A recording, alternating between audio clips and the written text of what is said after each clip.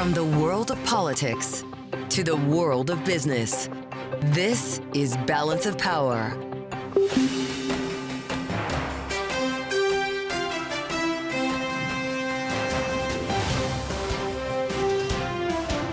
Live from Washington, D.C.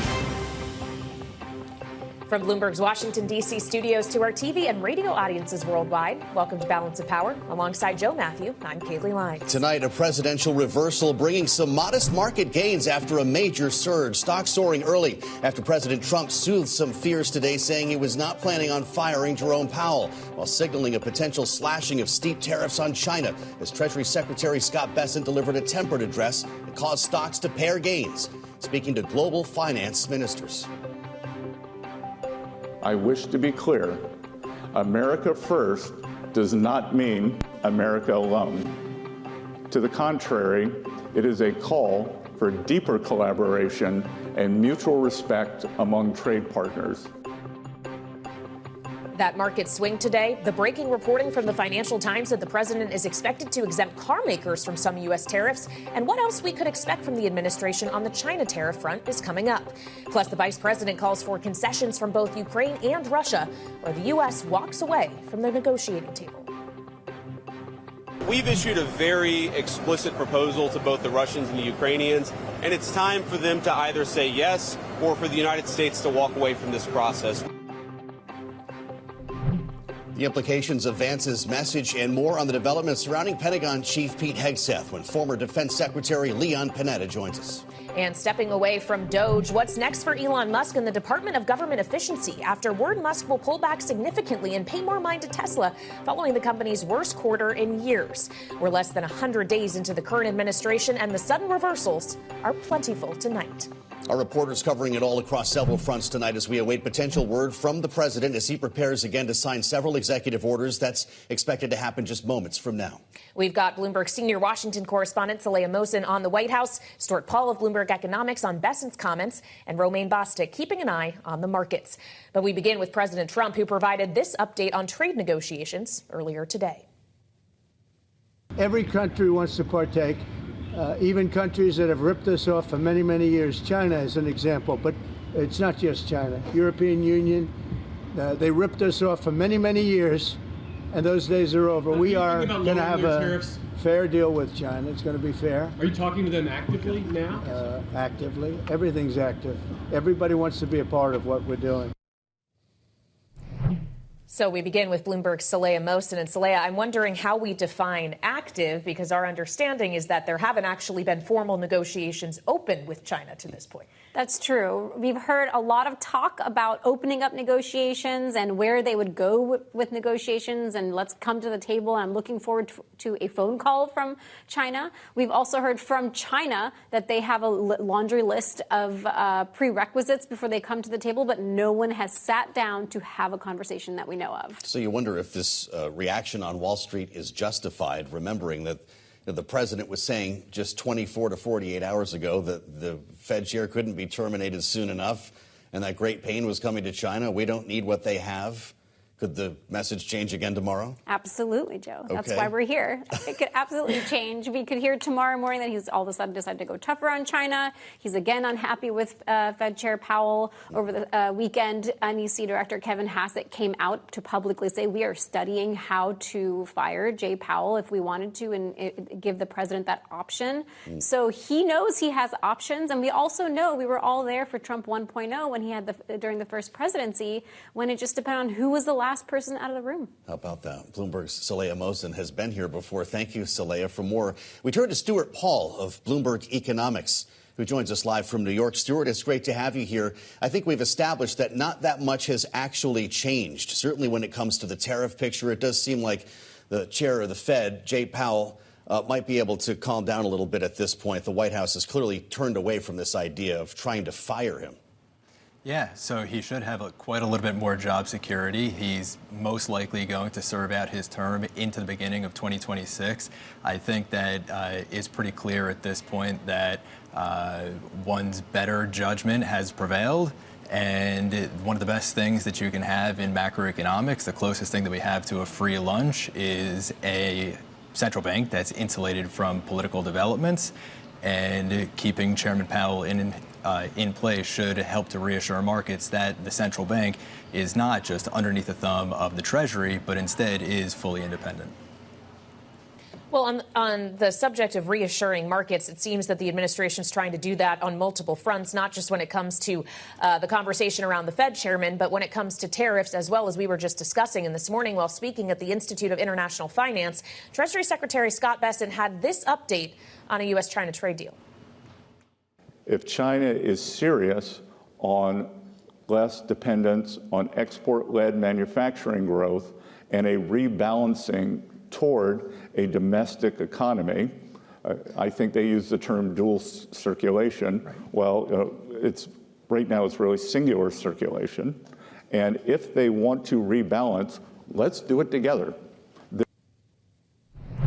Getting to this issue of overcapacity, which we've heard about from several administrations now, Stuart, just how hard are those kind of fundamental issues about what the architecture of an economy, the engine of it actually looks like, to address in trade negotiations? Well, there are two issues that we really need to separate here. The first is the rebalancing of the Chinese economy. There are fundamental issues there. There are even cultural issues that play into the extent to which Chinese citizens are going to be willing to save versus spend. They have an exceptionally high savings rate, and they have been somewhat skeptical of typical capital markets that we see in the West, which makes it difficult to build private enterprise and direct investment towards some of the more productive uses, and build out capacity to produce things that people ultimately want to consume. The second issue that we need to keep in mind from today's speech is that Secretary Bessent was putting a pretty wild spin on the idea of balance and rebalance.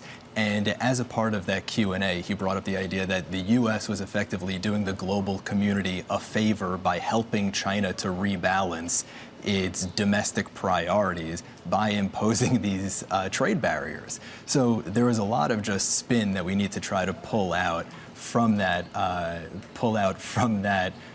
speech that he gave the IIF today, and just set that all aside and instead focus on the motivations for the U.S. right now, which is really to rebalance its own trade, separate and apart from helping China rebalance its economy. All right, Stuart Paul of Bloomberg Economics helping us tease out the noise from the actual substance here. Thank you so much for joining us. And now with a look at how markets reacted to all of this today is Bloomberg's Romaine Bostick, live from World Headquarters in New York. And Romaine, for what would, at least until a few weeks ago, be characterized as a pretty big up day, it was a kind of wild one.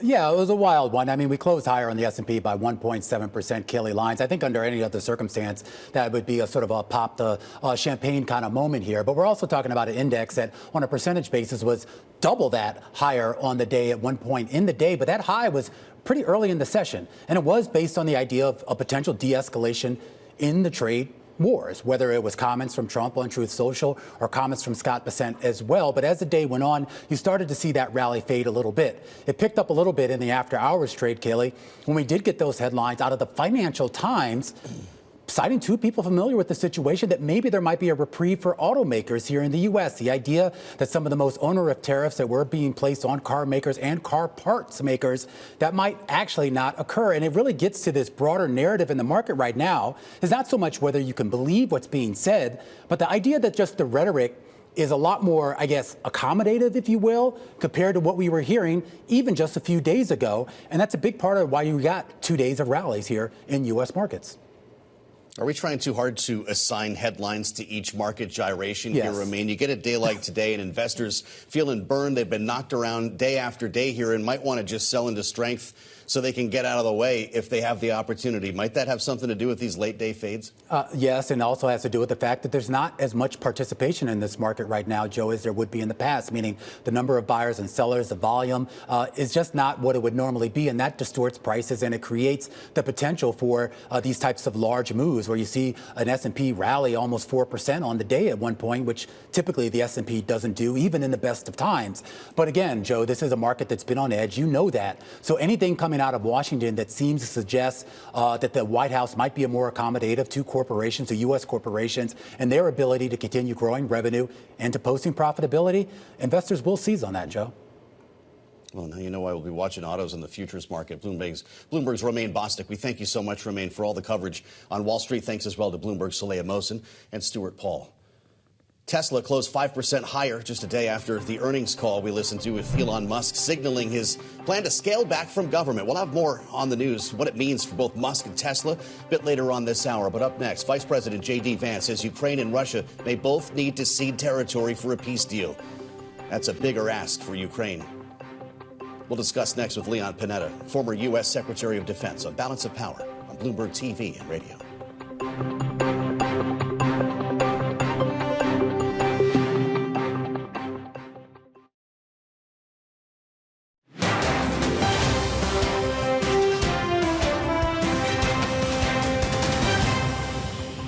The current line, somewhere close to them, is where you're ultimately, I think, going to draw the new lines in the conflict. Now, of course, that means the Ukrainians and the Russians are both going to have to give up some of the territory they currently own. There's going to have to be some territorial swaps. So I wouldn't say the exact lines, but we want the killing to stop. Vice President J.D. Vance earlier today drawing a line in the sand on Ukraine-Russia negotiations, demanding that territory concessions be made or the U.S. will walk out from the talks altogether. Vance making the comments as talks planned in London between top officials from the U.S., Ukraine, and major European powers were downgraded to technical level meetings after the Secretary of State, Marco Rubio, postponed his visit. With us now for his reaction to this and the developing story surrounding Defense Secretary Pete Hegseth, the Pentagon, is Leon Panetta, a man who had that job, former U.S. Secretary of Defense in the Obama administration. Mr. Secretary, welcome back. It's great to see you. I just want to mention up front that the press pool is being brought into the Oval Office, and we do expect to hear from President Trump live this hour. The message from this White House to Ukraine appears to be take it or leave it. Is that how you see this?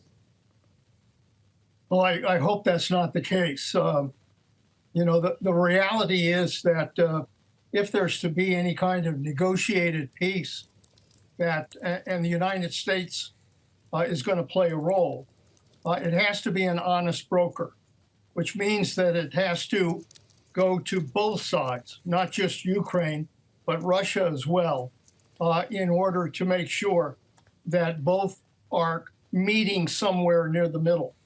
After all, there was a 30-day ceasefire that Ukraine agreed to. Putin has walked away from that 30-day ceasefire. I think the United States, frankly, should be putting more pressure on Putin rather than putting pressure on Ukraine. Well, when we consider the pressure that is or is not on Putin, was taking NATO membership off the table for Ukraine an immediate way to ease perhaps what could have been the greatest pressure point in these negotiations? And Mr. Secretary, we're going to have to wait for your answer to that question. I'm afraid we beg your patience as we go now live to the Oval Office where President Trump is currently speaking. Let's listen. Legislation, and right now it's an executive order and having to do mostly with education. We have our Secretary of Education, Linda McMahon, who's been so incredible over the last few weeks. I've been watching her on television. I'd like to tell her she could do better, but she can't. She can't do any better. So I want to thank you, Linda. Fantastic. And we also have Commerce, and we have Labor with us today. And you have been, thank you, Laura, very much. And Howard, thank you very much. And we'll take some questions after we're finished. Maybe I'll ask Will to step forward, and you can go through some of these. Yes, also, sir. Lindsay, you work with Will, two very talented lawyers, as you all know by now. Thank you, Mr. President. And we'll go through them. And Linda, why don't you come over here? In fact, why don't the three of you come over here? We also have a special guest with us today, sir. Oh, that's right. Annette Albright. Where is Annette? Annette Albright. Charlotte Mecklenburg, school teacher. Very special one. Thank you very much. Thank you. It's a great honor to have you. Got all sorts of awards for talent. That's good. Thank you very much for being with us. Appreciate it. Thank you. Okay, please. Sir, the first executive order we have prepared for your attention, there are currently laws on the books requiring certain disclosures of universities when they accept large foreign gifts. We believe that certain universities, including, for example, Harvard, have routinely violated this law, and this law has not been effectively enforced. So this executive order charges your departments and agencies with enforcing the laws on the books with respect to foreign gifts to American universities. Okay, thank you. Thank you very much. We'll put it right here. Next for you, sir, university accreditation is currently a process controlled by a number of third-party organizations. That's by statute, by law. Many of those third-party accreditors have relied on sort of woke ideology to accredit universities instead of accrediting based on merit and performance. This executive order affects a number of changes to the university accreditation process, also applies to law schools and other sort of graduate programs. But the basic idea is to force accreditation to be focused on the merit and the actual results that these universities are providing, as opposed to how woke these universities have gotten. So we're setting up new accreditation pathways. We're charging the Department of Education to really look holistically at this accreditation mess and hopefully make it much better. Will we look into the past people that they've taken? For instance, I hear all about certain great schools, and then we read where they're going to teach people basic math that we can all do very easily, but they can't do. They're, going to the top school, and they come out with a program of teaching basic math to somebody that got into a Harvard or a Princeton or a Yale. Is that part of this? When universities are not performing appropriately, whether that's in admissions or whether that's in their actual instructional activities, that's certainly something that accreditors should be considering, that right now we believe they're not doing a good enough job of, and I think Secretary McMahon could probably speak to that better than I could. So they're allowing people into school that can't do math, and yet kids who've worked really hard and number one in their class in a high school someplace in New Jersey or in Mississippi, they can't get into the best schools. What is that all about? Yeah, and I think that gets to your policy, sir, of meritocracy, that we should be looking at those who have real merit to get in, and we have to look harder at those universities that aren't enforcing that. Okay, thank you. And this pretty much does it, right? Yes, sir. Thank you.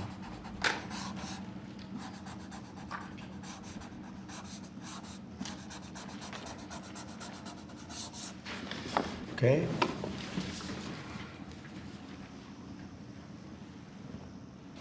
Thank you.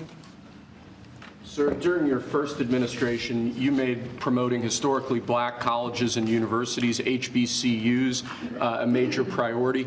This executive order takes existing law on HBCUs and brings it into effect. We're going to be setting up a White House initiative on HBCUs. The basic idea here is making sure that every aspect of your administration is working to ensure that HBCUs are able to do their job as effectively and as efficiently as possible. Okay.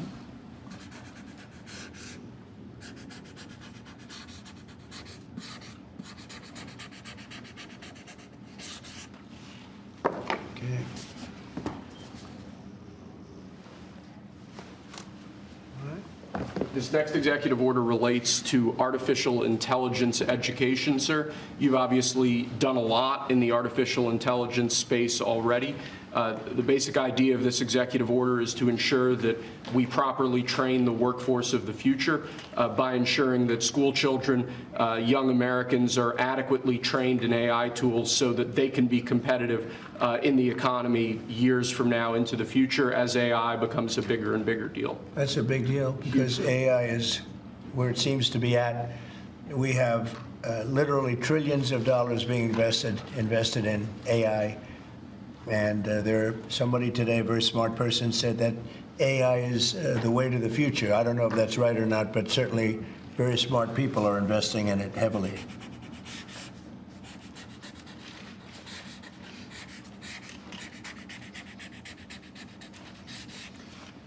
Good.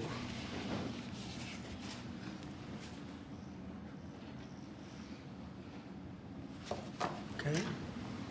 Next, sir, we have an executive order on workforce development.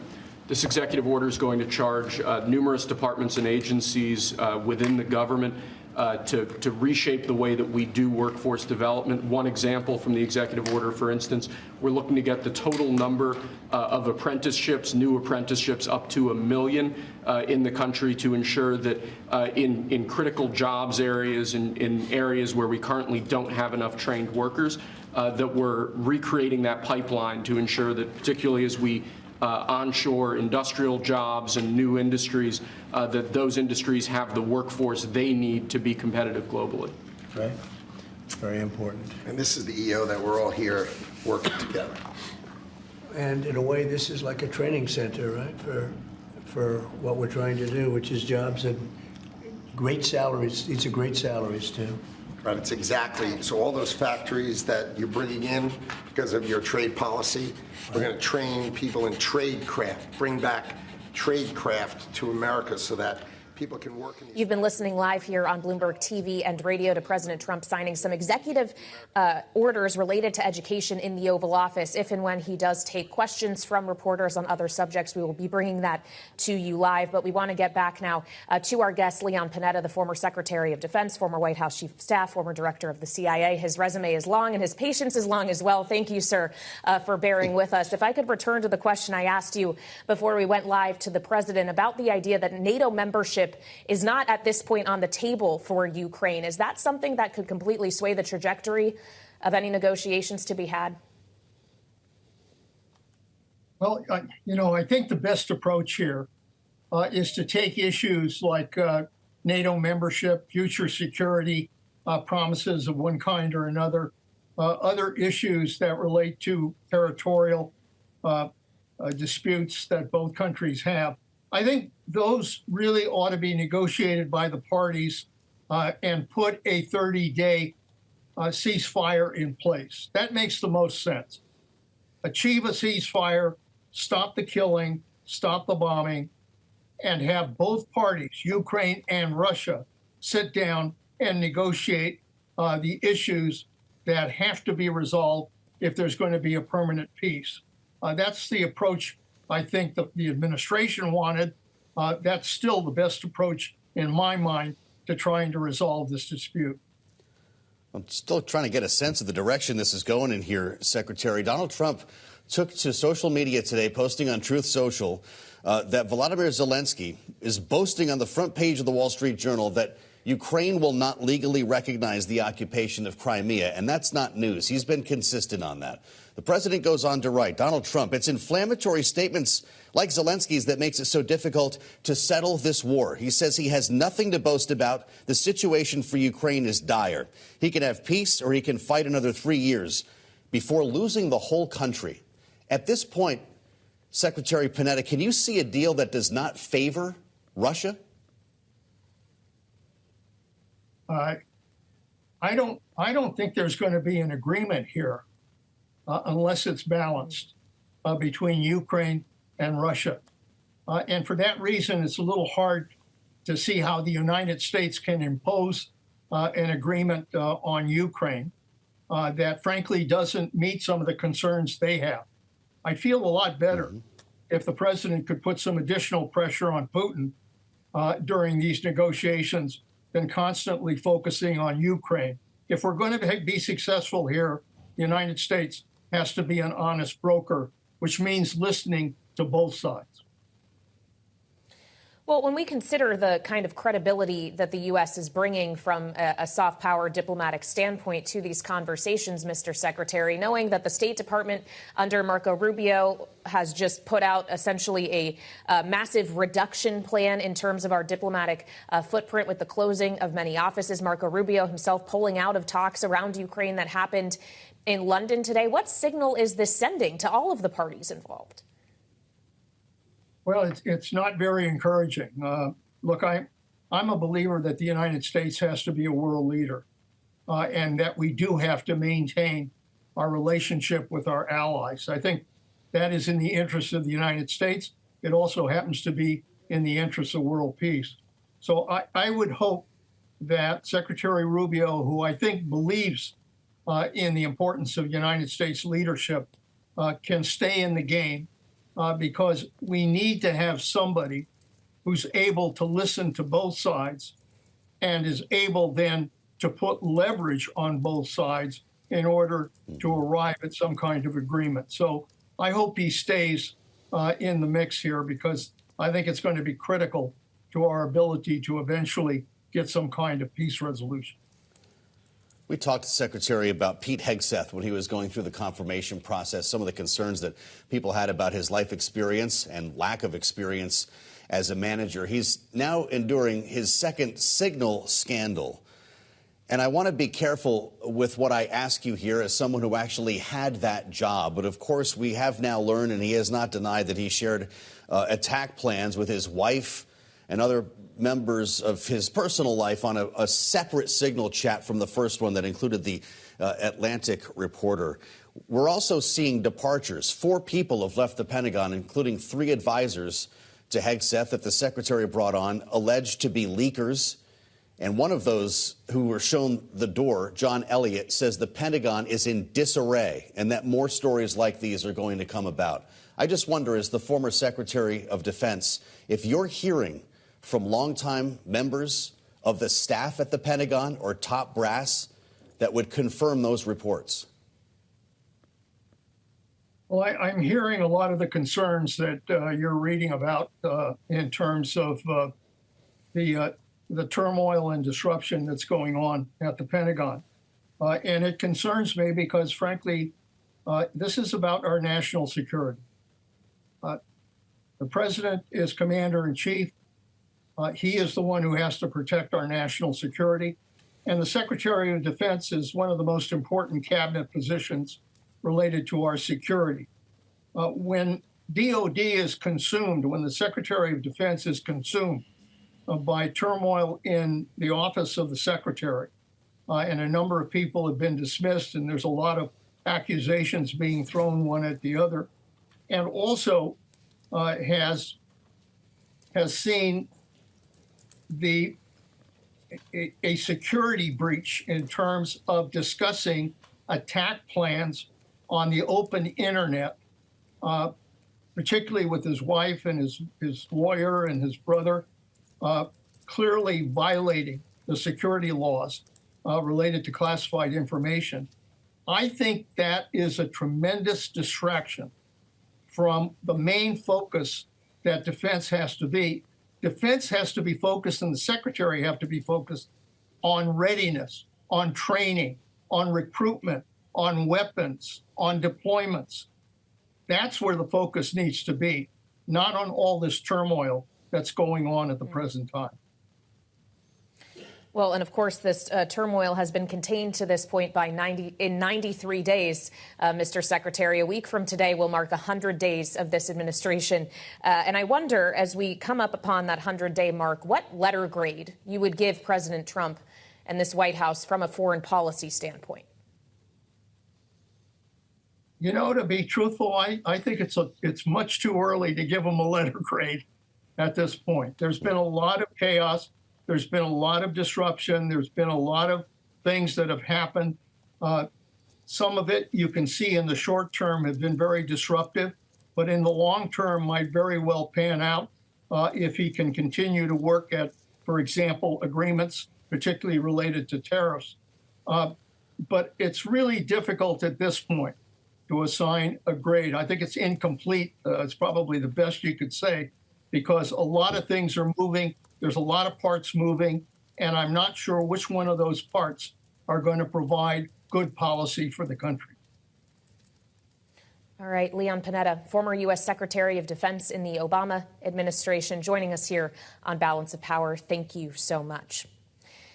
And now we turn to another subject. As about this time last night, it was investor call time after Tesla earnings for Elon Musk, where he shared this detail about his time with the Department of Government Efficiency.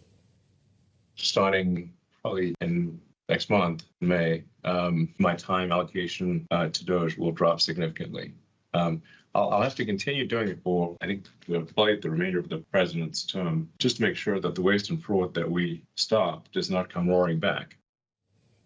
And investors evidently liked what they heard. Apparently, As you saw, Tesla stock closing the day more than 5% higher today. And joining us now with a bit more is Bloomberg's Mike Shepard. So, Mike, obviously there were plenty of calls for Elon Musk to distance himself from the government work, throw him back into his actual public company-oriented work, and he seemed to recognize this yesterday. My question is, where does this leave Tesla upon his return, if you will, and where will it leave the DOGE? Well, it's a great question because he also said, I am not leaving government completely. He said it still may be 1 or 2 days a week, and if you're also running several other companies in addition to Tesla, how do you spend all that time? Now, Elon Musk is someone who likes to portray himself as ubiquitous, everywhere, at all times, always available, and always on the go with work. So he will be throwing himself back into Tesla. But the question is, how much? Because SpaceX will need attention, Neuralink, the Boring Company, all these ventures, and, of course, xAI, his AI startup, which has absorbed and purchased the X social media platform that he bought back in 2022. So he will have his hands full. And then there is DOGE. What happens there? Will it lose some of the steam that it had massed during his time overseeing this effort, which was his brainchild? If you remember, he proposed it to Trump, and he took it and ran with it. But DOGE has been a victim of its own expectations in a way. Right before the election, he promised at a Madison Square Garden rally, we all remember, $2 trillion in savings. This is a week before the election. And by March, that had dwindled down to $1 trillion in promised savings by the end of his tenure with DOGE, which is expected at the end of the next month. And now we're talking maybe $150 billion. So they're finding that the waste, fraud, and abuse he is claiming to be digging up is not as easy to turn up. Nobody ever mentions the Boring Company, by the way. I'm just curious if we can explore his motivation here a little bit more. Is he simply answering the call from investors, or did this dispute over tariffs have something to do with it? Hold that thought, Mike. We're going to bring you back to the White House right now. President Trump is speaking again. This is live from the Oval Office on Bloomberg TV and radio. We're not doing that anymore. So what's happened is Howard, how many countries have we spoken to already? 90.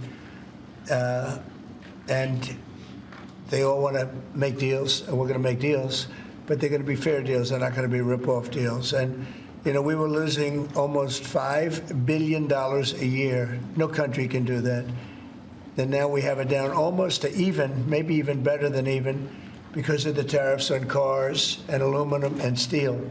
We have tariffs 25% on cars, aluminum, and steel.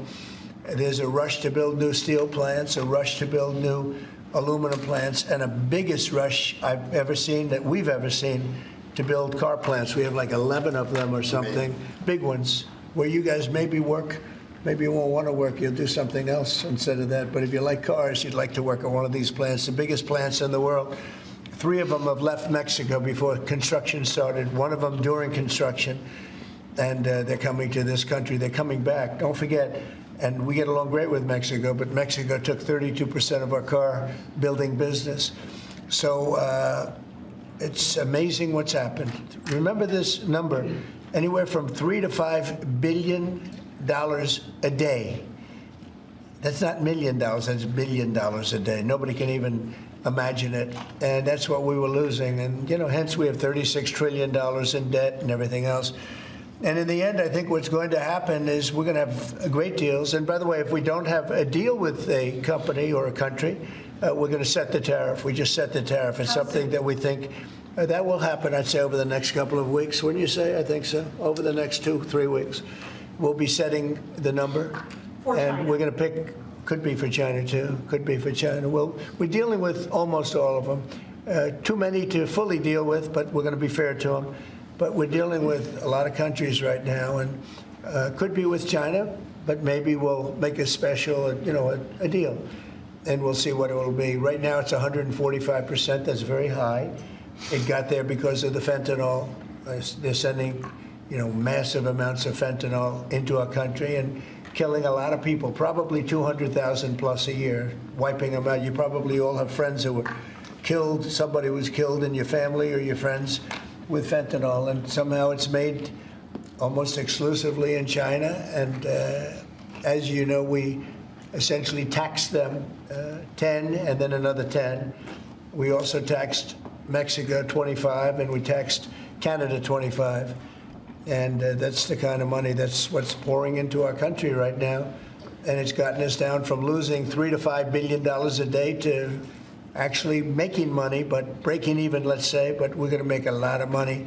And that money is going to be used to reduce taxes. We're going to get big tax breaks. We're going to, there was a time, I said it this morning, I think some of you were there was a time from 1870 to 1913, it was a long time ago, we were an all-tariff nation. Foreign nations paid taxes. They paid money to us in the form of tariffs. And that was when we were the wealthiest. We were the wealthiest proportionately that we ever were. And they formed committees in 1887 in particular, but they formed committees to determine what we should do with all the money. We had so much money, you guys would have loved it.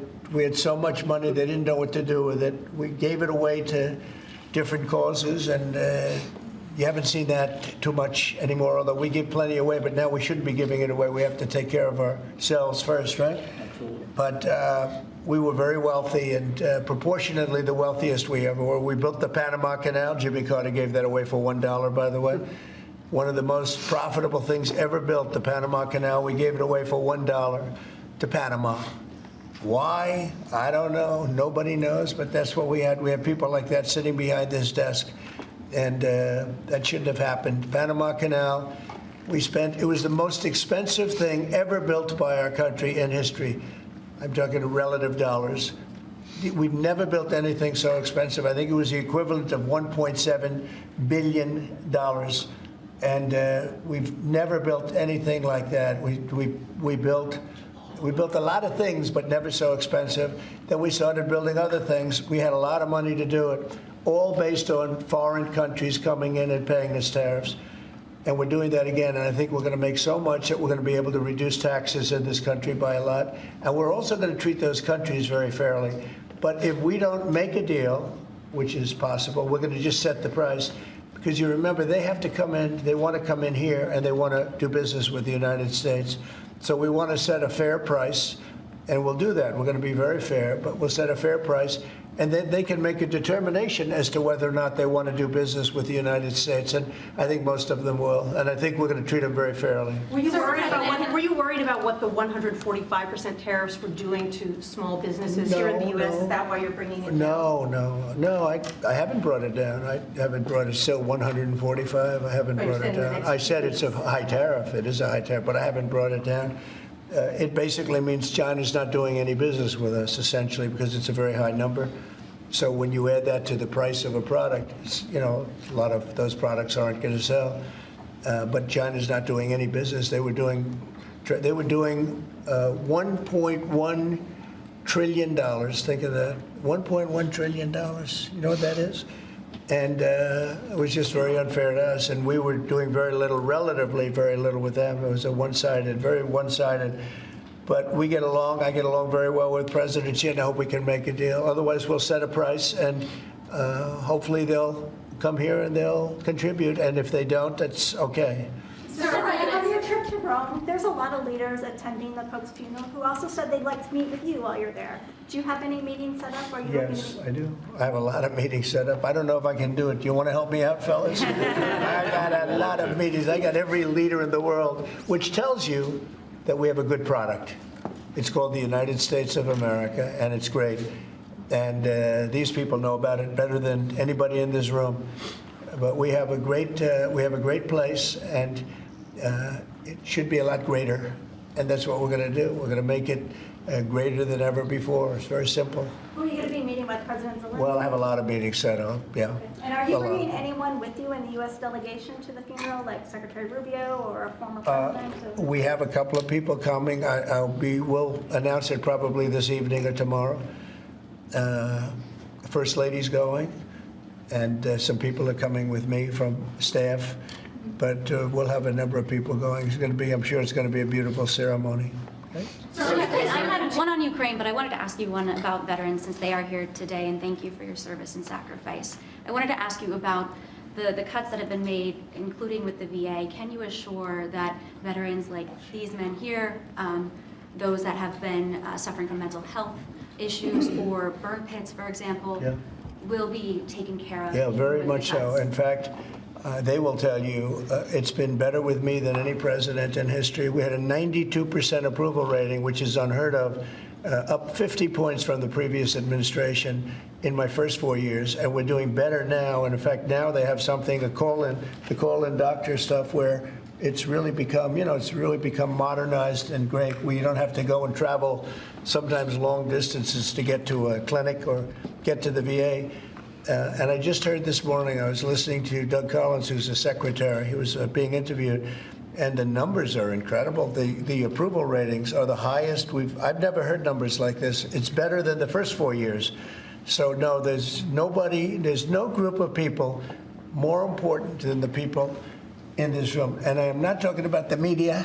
I'm talking about these people right here. There's no group, and they're going to be taken really well care of. That's very important to me. And on the war in Ukraine, are you going to be meeting with President Zelensky? He's asked to meet with you this weekend. Will you be meeting with him I this don't weekend? know. I don't know that he's going to the funeral or not, but I just hope he gets this thing solved, because we're losing about, think of this, 5,000. I was saying 2,500, and everyone was telling me that's low.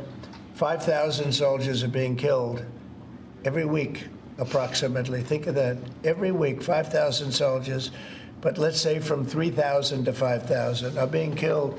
They're Russian and Ukrainian. They're not Americans, but they're Russian, but they're people. And they're humans. They're human beings. They have families. They wave goodbye to their son, and then they get a call that the son's no longer there. It's a vicious war. And if I can help solve it, we're not losing our soldiers, but we're losing soldiers, a lot of people. And if I can solve it because of a certain ability, that would be great. And if it doesn't happen, I will say that I think Russia is ready. And a lot of people said Russia wanted to go for the whole thing. And I think we have a deal with Russia. We have to get a deal with Zelensky, and I hope that Zelensky, I thought it might be easier to deal with Zelensky. So far it's been harder, but that's okay. It's all right. But I think we have a deal with both. I hope they do it, because I'm looking to save. And, we spend a lot of money, but this is about a lot of humanity. This is the worst. I get the pictures, the satellite pictures.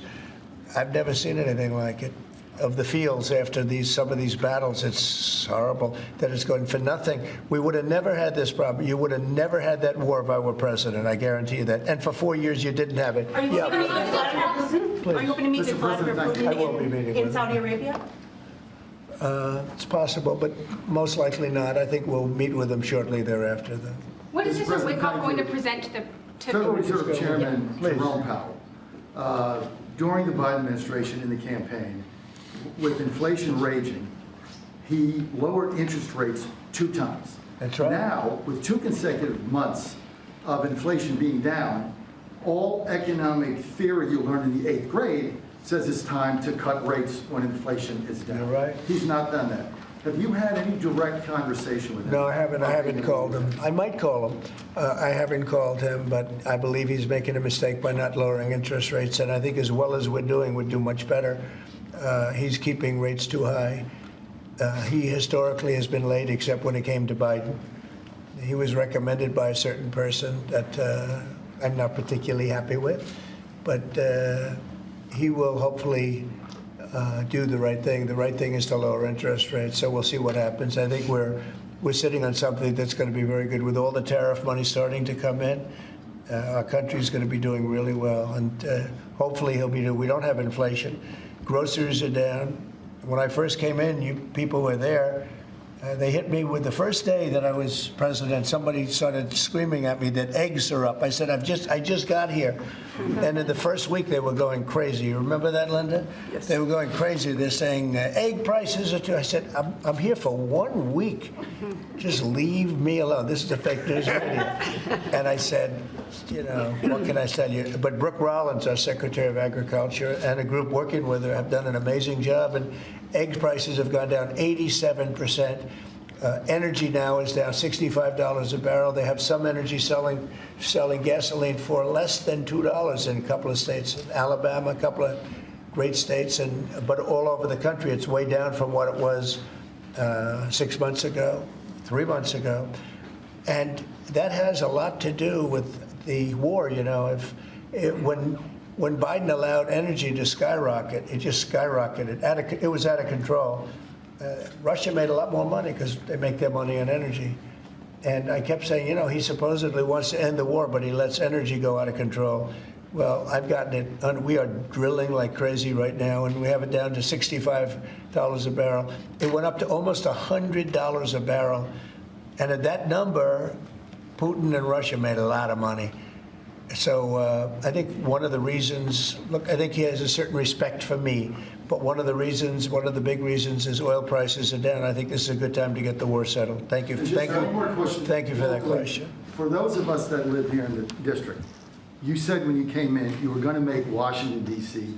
great again. Right.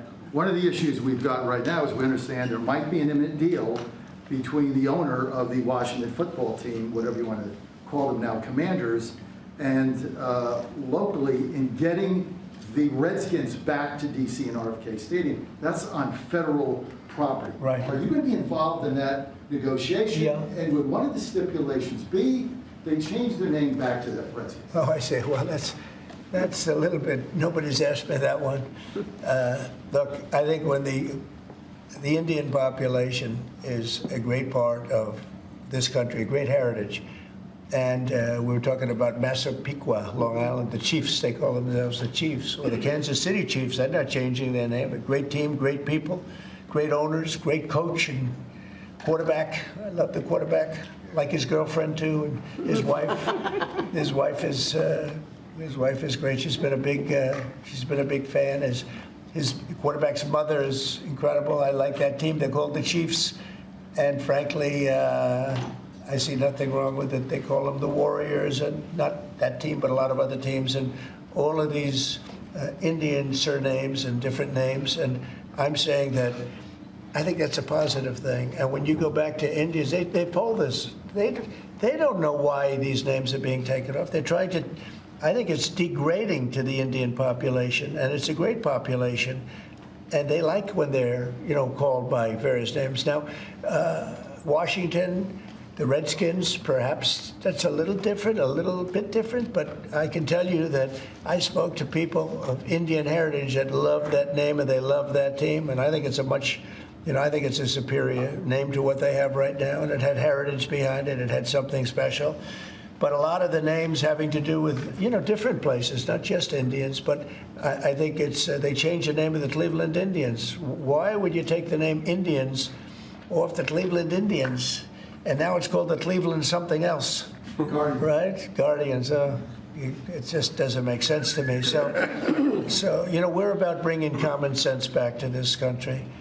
And it may be popular or unpopular what I'm saying and I've just said to you. See, he's a nice guy. He got a lot out of me on this one, but I think most people agree with me. I think it really is demeaning to Indians.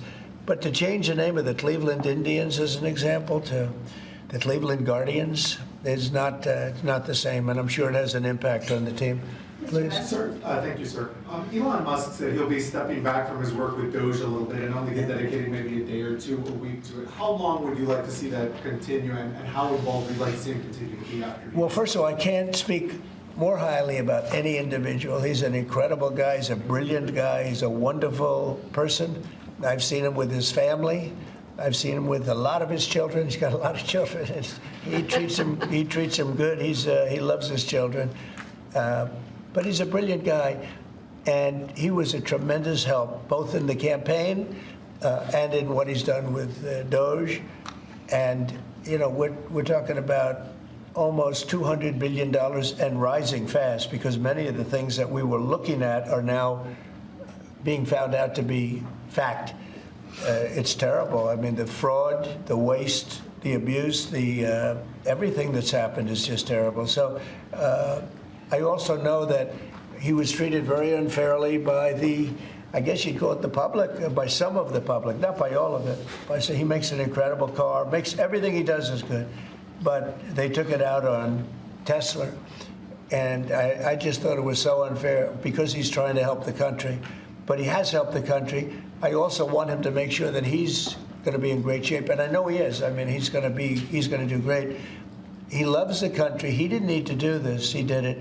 And I told him, I said, you know, whenever you're ready, I'd like to keep him for a long time, but whenever you're ready, he's an exceptional guy. When you see those rockets go up and come back and land in the same gantry, nobody else can do that but this man. So he's just an incredible person, and he's a friend of mine, and he's a nice person, too. He's a very nice person. He really helped the country, saved us a lot of money. And I heard him say that he'll start easing, which is always, he was always at this time going to ease out. And when he goes back to Tesla, that'll be taken care of. It was just, it's artificial. These were sick people that thought they were doing something. He's a great patriot, and he should, really, it shouldn't be the way, that should never have happened to him. And I will tell you right now, he makes a great product. He makes a great product. It's a great car. It's great everything. Starlink is great. What he does is good. He's doing medical things that are amazing. And we have to, at some point, let him go and do that. And we expect him to be doing it about this time. But I'll talk to Elon about it. Thank you for the question. Sir, a second question. Yeah. Canada has an election coming up. Do you have a prediction for that? And what do you think the results of With respect to Canada? With the negotiations? Oh, I don't want to predict other nations' elections. It's tough enough doing this one. Look, I love the Canadian people. I like Canada. But it's costing us $200 billion a year to support Canada. $200 billion. And I say, why are we doing that? You know what? We can make our own cars. We have more energy than they do. We have more energy than anybody in the world. We don't need their lumber, obviously. We have more lumber. We have a lot of lumber. We have a lot of everything that they sell us. But in particular cars, they took a large percentage of the car making, and I want to bring it back to this country. I really don't want cars from Canada. So when I put tariffs on Canada, they're paying 25%, but that could go up in terms of cars. When we put tariffs on, all we're doing is we're saying we don't want your cars in all due respect. We want really to make our own cars, which is what we're doing in record numbers now. You know, we're going to be at record levels in a very near future because of all the plants, the car plants that are being built. And I'd rather see them made in Michigan and made in South Carolina and made in different states, Tennessee. We have a lot of great car-making states, and we have some that aren't car-making yet, but they will soon be car-making states. And that's what I want to see for our country. At the same time, I want to help Canada. I have spoken to the current Prime Minister. He was very, very nice, I will say. Very nice. We had a couple of very nice conversations, very good. But I don't think it's appropriate for me to get involved in their election. Mr. President, if I may, this deal that you have with Russia, does it include recognizing Russia's sovereignty over Crimea? Well, everything is good. Look, I just want to see the war end. I don't care. If they're both happy, they both sign an agreement. I have no favorites. I don't want to have any favorites. I want to have a deal done. I want to save the lives. Now, with that being said, we're spending hundreds of billions of dollars through Biden. Biden should have never let that war happen. We're spending hundreds of billions, maybe $350 billion we've given to Ukraine. And we could use that money right here. So I'd like to see that. But most importantly right now is when I see the pictures, the satellite pictures of the battlefield, if I can stop that because of an ability I have to do things, I want to see if I can do that.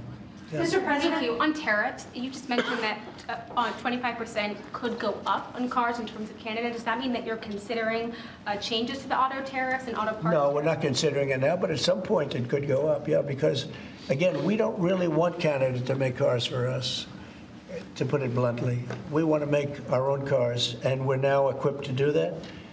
They took a lot of our car business. Mexico, too, took a lot of our car business. We want to make the cars here. I'm running this country. I'm not running Canada. And that's why I asked Trudeau, who I call Governor Trudeau affectionately, but I asked him, why are we spending $200 billion to support Canada, to subsidize Canada? And he was unable to answer the question. I mean, why are we doing that? And I have to be honest, as a state, it works great. As a nation, considering the fact that most of the nation, 95% of Canada, what they do is they buy from us, and they sell to us. They sell to us. If we didn't buy their oil, and we don't need their oil. We have more oil than anyone, but we don't need their oil. We don't need their lumber. We don't need their cars. We don't need anything. So I said, why are we doing this? Why are we spending $200 billion? It doesn't make sense. If we needed something, that would be a different subject. So I'm working well with Canada. We're doing very well. We're working on a deal. We'll see what happens. But again, why, representing this country, why are we spending $200 billion to support and subsidize another country? Because if they didn't have us, and if we didn't spend that money, as Trudeau told me, they would cease to exist. He said that to me. They would cease to exist, which is true, certainly as a country. And then on tourism, there's been a steep drop-off in international travel to the United States. It was down 12% last month, down even more from Western Europe. Why do you think that there are fewer people suddenly who want to travel to the United States? Well, there could be a little, there's a little nationalism there, I guess, perhaps. It's not a big deal, but, with the dollar being where it is, because, China would always fight for having a low dollar. Japan would always fight for having a low dollar, meaning a low yen, or in the case of China, the yuan. They'd always want to have, China would always, I'd speak to President Xi a lot. I'd say it's unfair that your yuan is so low. I'd call up a great man, Prime Minister Abe, great man, Shinzo, who was unfortunately assassinated. And I used to tell you, he was a good friend of mine. I used to say, Shinzo, you can't let your yen go down. It makes it very hard for us to sell tractors. It makes it very hard to us to get tourism.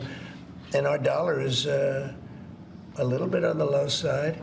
And that means that a lot of tourism is going to come in. But I could see a little bit of nationalism at work. And I can see it likewise with us not wanting to go to certain countries. But that will work out very easily. Do you think some people are scared to come here because they hear the stories of tourists who are detained for a few days or even a week or two? No, we treat our tourists great.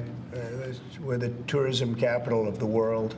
There's no place like this. And there may be a little bit of nationalism, but I doubt it. I actually doubt it, yeah. Mr. President, has there been any direct contact between the U.S. and China on trade at all? Yeah, of course. And every day. Every day. And then secondly, would you support a millionaire tax? I think it would be very disruptive because a lot of the millionaires would leave the country. In the old days, they left states. They'd go from one state to the other. Now with transportation so quick and so easy, they leave countries. You'll lose a lot of money if you do that. That would, and other countries that have done it have lost a lot of people. They lose their wealthy people. That would be bad because the wealthy people pay the tax. Okay? Sir, how did the talks today go in London? Do you think that the asks from Ukraine and I think they went well. I mean, we got to get two strong people, two smart people to agree.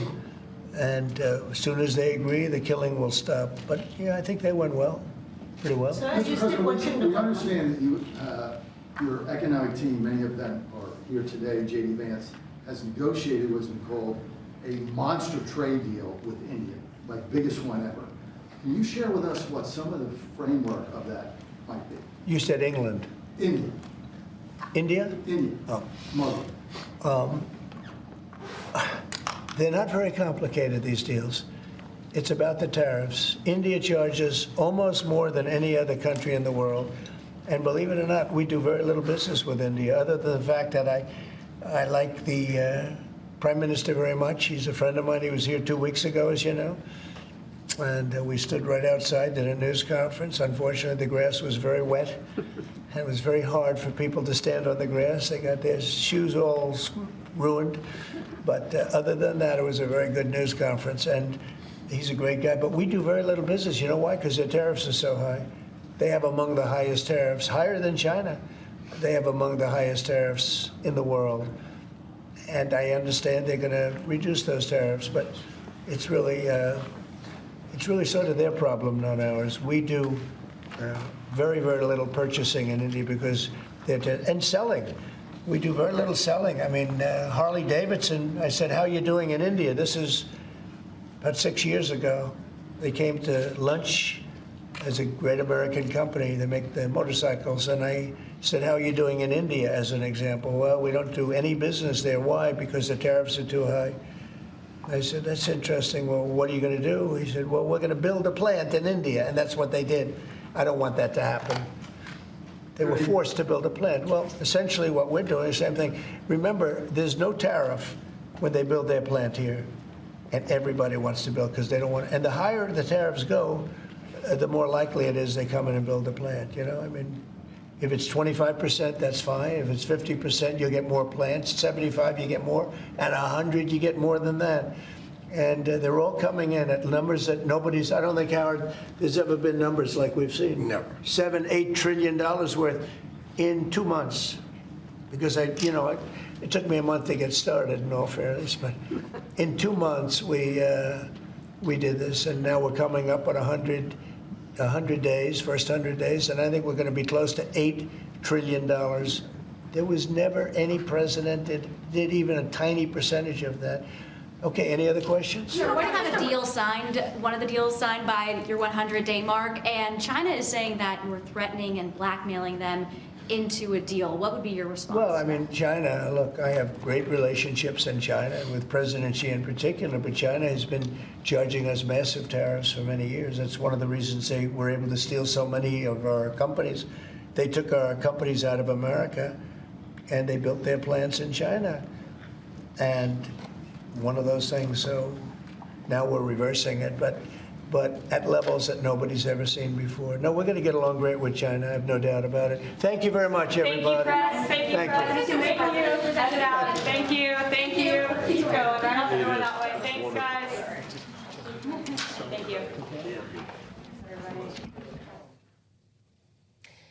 We were just listening live in the Oval Office as President Trump answered questions from reporters here on Bloomberg TV and radio. I'm Kailey Leinz alongside Joe Mathieu in Washington. And perhaps no surprise, Joe, given the last few days, what we heard a lot about from the president is trade and tariffs specifically, reiterating on China that he hopes to make a deal with Xi. But interesting to hear the president say, if we don't make a deal with China, it's okay. Also going on to address some reporting around changes to tariffs on autos and auto parts. He said he is not considering changes at this time, even suggested that car tariffs on Canada could go up.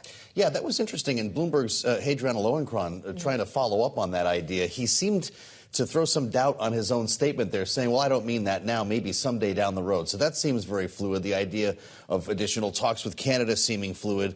The thrust, though, and what really seemed to get the markets moving in the right direction this morning, Kailey, before we did sort of moderate the gains, this, to your point, hopes for a deal with China. He said, I think that we'll have a deal with Xi. If we don't make a deal, we'll set the price, suggesting that a tariff rate for China, a revised rate from 145% now, could come in the next 2 to 3 weeks. So we're waiting again for news. Even after the White House press secretary and the Treasury Secretary, Scott Bessent, both said that the U.S. would not unilaterally be lowering tariffs on Chinese products. So perhaps a bit of mixed messaging depending on the messenger. I would also point out we were just hearing there about progress on trade talks with India specifically, where Vice President J.D. Vance has been spending time this week. He said India charges more than almost anyone else when it comes to the tariffs charged on U.S. goods. Didn't really get into the details or contours of what a potential deal with India would look like. And so I guess we're going to still have to wait for news on that front. And frankly, any other deal, as none have yet to be actually inked. That's correct. The president saying we're going to get along great with China, no doubt. Then took a question on Washington's football team, which is a bit of a diversion here, suggesting some effort to get the old name back. Even Donald Trump, though, after what he said, didn't seem like that was going to be the best idea as they try to move the team back here to the nation's capital in the District of Columbia. A wide-ranging conversation, or as the president might call it, the weave. Yeah, a few other things he touched on, one being the reporting we've seen over the idea of a millionaire's tax being floated. The president maybe throwing some cold water on that. He said it would be disruptive and you'd have millionaires leaving the country, so perhaps not supportive of that ideal. And we heard more from him about the chair of the Federal Reserve, Jerome Powell. He told reporters yesterday he never had any intention of firing, but he reiterated in these remarks just now that he thinks Powell was making a mistake by not lowering interest rates, though instantly hasn't called him. He says he might. Yeah, they've not spoken through all of the rhetoric this week. It's pretty remarkable. We put this all together for you in our Washington edition newsletter, which we encourage you to check out. This is another very busy news day. You can find it on the terminal and online as we follow a series of developing stories from Washington impacting Wall Street. Yeah, and of course, there'll be more tomorrow as the president gets ready to greet the Prime Minister of Norway at the White House. Another opportunity for reporters to ask questions then. So stay tuned for more news. In the meantime, have a great evening. This is Bloomberg TV and Radio.